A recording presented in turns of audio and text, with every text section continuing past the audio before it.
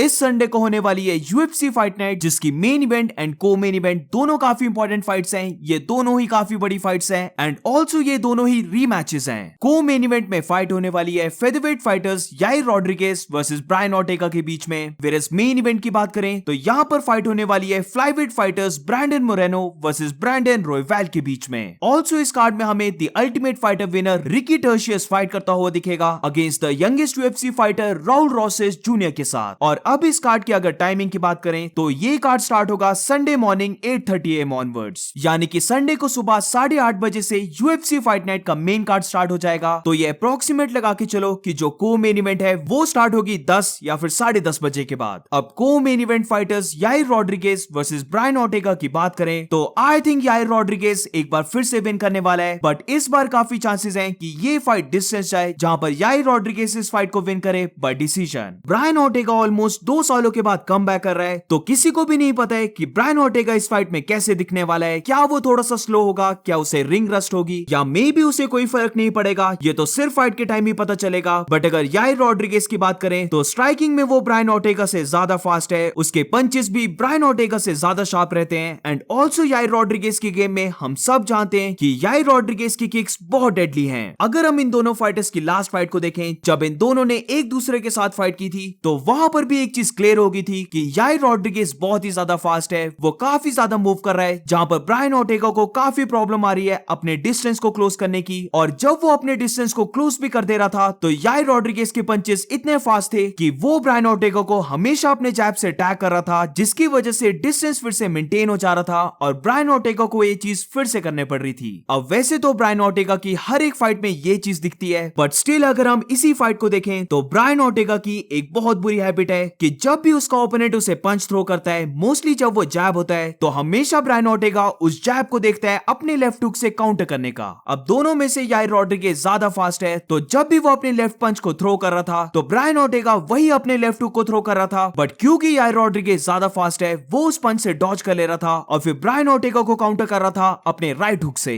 उस पूरी फाइट में याइर रॉड्रिगेज ने बेसिकली यही किया, जहां पर वो सबसे पहले अपने लेफ्ट स्ट्रेट को थ्रो कर रहा था और फिर उसे फॉलो अप कर रहा था अपने राइट पंच से। इसी के साथ अगर हम याइर रॉड्रिगेज की किक्स को भी ऐड कर दें तो याइर रॉड्रिगेज हर एक टाइप की किक को थ्रो कर सकता है, और ये चीज हमने उनकी फर्स्ट फाइट में भी देखा and I am pretty sure ये चीज हम इस फाइट में भी देखने वाले हैं। अगर ब्रायन ऑर्टेगा को ये फाइट जीतनी है तो फिर उसे किसी भी तरह इस फाइट को ग्राउंड में लेके जाना होगा, जहां पर ब्रायन ऑर्टेगा की ग्राउंड गेम बोल सकते हैं हम कि पूरी फेदरवेट डिवीजन में वन ऑफ द बेस्ट है। तो डेफिनेटली ब्रायन ऑर्टेगा के पास एबिलिटी है कि वो याइर रॉड्रिगेज को सबमिट कर दे। बट अगर याइर रॉड्रिगेज की बात करें तो उसकी ग्राउंड गेम भी काफी अच्छी है। अब वो ऑब्वियसली ब्रायन ऑर्टेगा की लेवल की तो नहीं है, बट इवन याइर रॉड्रिगेज के पास भी एबिलिटी है ब्रायन ऑर्टेगा को सबमिट करने की। तो इसीलिए मेरी ओपिनियन में ब्रायन ऑर्टेगा को बीट करने के लिए याइर रॉड्रिगेज के पास काफी ज्यादा वेपन्स हैं। वेयरएज अगर ब्रायन ऑर्टेगा की बात करें तो आई थिंक उसका सिर्फ चांस बनता है अगर वो याइर रॉड्रिगेज को ग्राउंड में कंट्रोल करे। सो देयरफॉर इस फाइट में मेरी पिक है Yair Rodriguez to win by decision. अब इसके बाद अगर मेन इवेंट की बात करें तो ये मेन इवेंट भी एक रीमैच फाइट है, जहां पर former flyweight champion Brandon Moreno की फाइट होने वाली है ब्रैंडन रॉयवेल के साथ। ब्रैंडन मोरेनो के लिए ये फाइट डेफिनेटली एक नंबर 1 कंटेंडर फाइट है, जहां पर अगर वो ब्रैंडन रॉयवेल को बीट करता है तो फिर उसकी जो नेक्स्ट फाइट होने वाली है वो होने वाली है फ्लाईवेट टाइटल के लिए। तो इस फाइट के स्टेक्स काफी हाई हैं एंड आई थिंक एक बार फिर से ब्रैंडन मोरेनो इस फाइट को विन करने वाला है। दोनों की स्ट्राइकिंग बहुत हाई लेवल की है, दोनों ही फाइटर्स काफी जोर का हिट करते हैं, जहां पर स्लाइट एज मेरे अकॉर्डिंग ब्रैंडन रॉयवेल को मिलती है। बट अगर ओवरऑल गेम के बारे में देखा जाए तो आई थिंक ब्रैंडन मोरेनो इस पूरी फाइट गेम में बहुत ज्यादा इवॉल्व हो गया है। ब्रैंडन रॉयवेल की हमेशा से एक प्रॉब्लम रही है और ये चीज हमने उसकी लास्ट फाइट अगेंस्ट एलेजेंड्रे पिंटोजा में भी देखा था कि अगर ब्रैंडन रॉयवेल के साथ फाइट लेटर राउंड्स में चले जाती है तो फिर उसका टेक डाउन डिफेंस बहुत वीक हो जाता है। अब ब्रैंडन रॉयवेल का टेक डाउन डिफेंस इतना स्ट्रॉन्ग नहीं है, बट स्टार्टिंग राउंड्स में क्योंकि उसके पास काफी पावर है तो वो ग्राउंड में काफी अच्छे स्क्रैम्बल्स करता है, जिसकी वजह से वो फाइट को फिर से स्टैंडिंग बना देता है। बट जैसे जैसे उसका गैस टैंक डिक्रीज होता है तो उसके लिए टेकडाउन्स को डिफेंड करना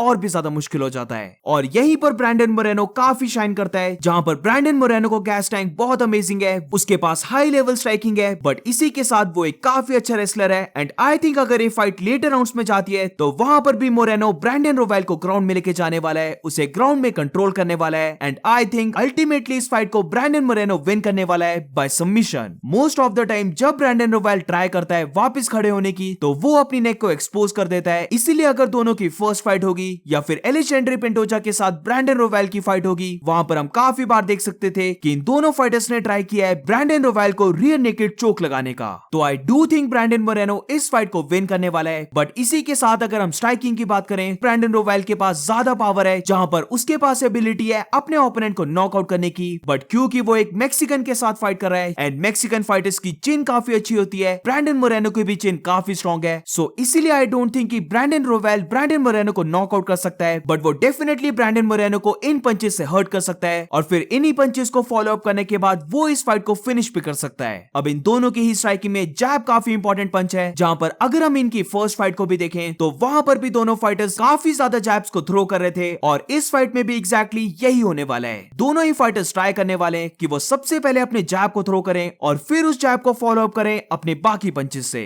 अब काफी लोग ये चीज अज्यूम कर रहे होंगे कि क्योंकि ब्रैंडन रोवाल ब्रैंडन मोरेनो से ज्यादा बड़ा है हाइट में, तो ऑब्वियसली उसकी रीच भी ज्यादा होगी। बट जैसे कि तुम अभी स्टैट्स को देख रहे होंगे, ब्रैंडन मोरेनो के पास ज्यादा रीच है और एग्जैक्टली यही चीज हम फर्स्ट फाइट में भी देख सकते थे, जहां पर दोनों ही फाइटर्स अपनी स्ट्राइकिंग में फास्ट तो हैं, बट ब्रैंडन मोरेनो अपनी रीच को बहुत अच्छे से यूज कर रहा था। दोनों में से अगर बात की जाए तो ब्रैंडन मोरेनो एक ज्यादा ड्यूरेबल फाइटर है, उसके पास ज्यादा गैस टैंक है, उसकी स्ट्राइकिंग भी पूरे 5 राउंड ज्यादा शार्प रहती है ब्रैंडन रोवाल के कंपैरिजन में। और एक बहुत बड़ा फैक्टर ब्रैंडन मोरेनो की गेम में है और वो है उसकी एबिलिटी ग्रैपलिंग करने की, जहां पर आई डू थिंक दोनों की ही ग्राउंड गेम इक्वल है। बट अगर ब्रैंडन मोरेनो ब्रैंडन रोवाल को ग्राउंड में लेके चले जाता है तो वो डेफिनेटली ट्राई करने वाला है ब्रैंडन रोवाल को चोक आउट करने की। अब यहाँ पर ब्रैंडन रोवाल के लिए दो काफी इंपॉर्टेंट चीजें हैं जिससे कि वो ब्रैंडन मोरेनो को काउंटर कर सकता है, जहां पर सबसे पहला उसका काफी डेंजरस गिलोटिन चोक है। तो अगर Brandon Moreno take down shoot करते टाइम केयरफुल नहीं हुआ तो डेफिनेटली ब्रैंडन रोवाल उसे ट्राई करने वाला है गिलोटिन चोक लगाने की।